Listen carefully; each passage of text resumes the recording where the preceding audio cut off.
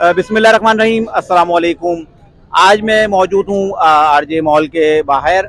18 दिन से RJ mall की बंदिश जो थी, जिसके बाइस जो है ताजिर परेशान थे और कल ताजिरों ने जो है अपना राशिद मीनार रोड पे धरना भी दिया और उस धरने का नतीजा ये निकला कि आज कुछ ताजिर रहनुमा जो है डीसी साहब के पास गए। इससे पहले 18 दिन से ये ताजिर जो है एहतजाज कर रहे थे और इन्होंने यहीं आरजे मॉल के बाहर जो है एहतजाजी धरना दिया हुआ था। मुख्तलिफ सियासी जमात के रहनुमा है, मजहबी जमातों के रहनुमा है, लेकिन किसी की सुनवाई नहीं हुई। लेकिन मैंने कराची के 4 बेटों को यहाँ खड़े होकर मैंने ललकारा, जिसमें मुर्तज़ा वहाब, मुस्तफ़ा कमाल साहब, जफर अब्बास और हाफिज नईमुर रहमान साहब थे। 3 बेटे तो अभी तक सो रहे हैं, लेकिन एक कराची का बेटा, जिसको मैं वाकई में कराची का बेटा कहूँगा, हाफिज नईमुर रहमान साहब। हाफिज नईमुर रहमान साहब खुद यहाँ तशरीफ लाए, इन लोगों से इज़हार यकजहती की और इनको अपने मुकम्मल ताउन की यकीन दहानी कराई। आज जो आरजे मॉल खुल रहा है और यहाँ तक ये पहुंचे हैं ताजिर के, कल की खुशखबरी है कि कल शायद आरजे मॉल खोल दिया जाए, तो उसमें हाफिज नईमुर रहमान साहब का इंतहाई अहम किरदार है। यहाँ के यूसी काउंसलर है इब्नुल हसन हाशमी भाई, अब्दुल राशिद मन्नान भाई और दीगर लोग हैं जिन्होंने जो है खुसूसी अपनी जो है एफर्ट दिखाई। और उसके बाद जो है आज ताजिर को ये खुशी तो मिली ताजिरों को कि कल जो है आपका मॉल खोल दिया जाएगा। ताजिर रहनुमा दानिश तरीन मेरे साथ मौजूद हैं, ये डीसी साहब से मिलके आए, इनसे जानेंगे कि आज डीसी साहब ने आपको क्या यकीन दिलानी कराई है।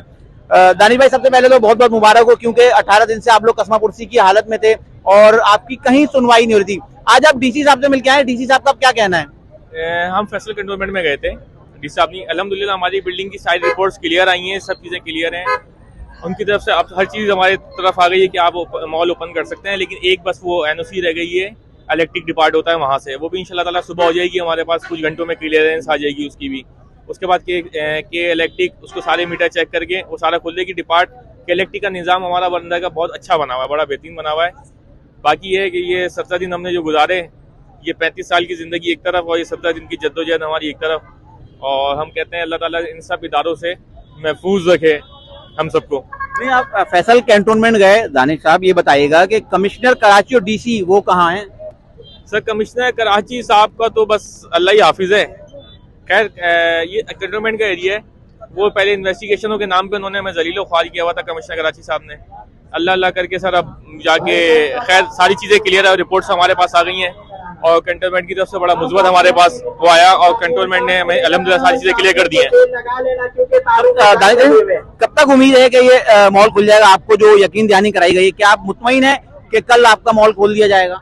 इंशाल्लाह बस हमें कल वो एक एनओसी को देनी है और हमारा मॉल उन्होंने अपनी से कंटोनमेंट ने अपनी तरफ से क्लियर कर दिया कि सारी चीज़ आपकी क्लियर है, आप ओपन कर सकते हैं, कारोबार कर सकते हैं। 2nd फ्लोर तक ऊपर का हम सेटिंग करा के थोड़े दिनों के अंदर 10 दिन में उसकी सेटिंग करा के इंशाल्लाह ताला वो भी ओपन हो जाएगा। आपने एक चीज का बहुत ज्यादा शुक्र किया, इदारों पे और खास तौर पे कराची की सियासी और मजहबी जमातों पे, तो अब आपके साथ कौन खड़ा है, थोड़ा सा ये भी बताइएगा। सर, कराची में हमें आइडिया नहीं था कि इस कदर सियासी जमातें सिर्फ अपना मफाद देखती हैं, कुछ भी नहीं देखती। ताजी इत्तेहाद सारे हमारे पास है, उनका बहुत शुक्रिया अदा करते हैं। उसके बाद हाफिज नईम साहब हमारे साथ आगे खड़े हुए, उनके लोग बहुत काम कर रहे हैं, उन्होंने बड़ी कोशिश की हमारी इन सारी जद्दोजहद के अंदर, उनका हम बहुत शुक्रिया अदा करते हैं। बाकी तीनों जमातें जो बड़े बड़े नाम करती हैं, पीपल्स पार्टी और MQM, ये सारे जो ना हमें इसकी कोई दादसी के लिए आया ही नहीं हमारे पास, सिर्फ टोपी डायमंड के चलते रहे, कोई हमारे साथ आगे खड़ा नहीं हुआ। ये 17 दिन की जद्दोजहद हमने अकेले लड़ी है और ताजी इत्तेहाद वगैरह ये सारे हमारे साथ आए, मतलब जो आया हमें सारी ज़िंदगी वो लोग अब याद रहेंगे। और जमात इस्लामी का इसमें बहुत शुक्रिया। और वाकई में कराची में अगर कोई आपके लिए खड़े होकर लड़ने वाला है और जिसको आपको पता है कि बिकेगा नहीं, तो वो जमात इस्लामी ही है। एक मरतबा खुद से आप अपनी ज़बानी बताइएगा कि इस जो मॉल है, इससे कितने ताजिर और कितने घराने मुतासिर हुए हैं? अच्छा, माशाल्लाह, इस मॉल ये 2nd फ्लोर तक खाली 700 दुकानें, जिसमें 2100 मुलाजमीन कम अज़ कम काम करते हैं, यानी 2100 घराने। 2100 घराने का मतलब ये एवरेज 10-12 हज़ार लोग इससे डायरेक्टली इफेक्टेड थे, उनके घरों के चूल्हे जलने बंद हो गए थे। तो खैर अल्लाह ने करम किया, और बस यही कह सकते हैं। बहुत सारी बातें ऐसी हैं जो हम नहीं करना चाहते और नहीं कर सकते, मजबूरियां भी हैं कुछ, तो बस ये है कि अल्लाह ने करम किया। इंशाल्लाह अच्छी खबर है कि कल हम मॉल खुल जाएगा। ताजिरों में खुशी की लहर दौड़ गई और कल इनको यकीन दिलाया गया है कि कल आपका जो है मॉल खोल दिया जाएगा। यकीनन 18 दिनों में इन ताजिरों ने भी बहुत सा सबक सीखा होगा, इन इदारों से, इन सियासी जमातों से, क्योंकि ये सियासी जमातें जब अमूमन जब इलेक्शन होते हैं ना, तो इलेक्शन के दौरान ही नजर आती हैं और बड़े बड़े दावे और वादे करती हैं।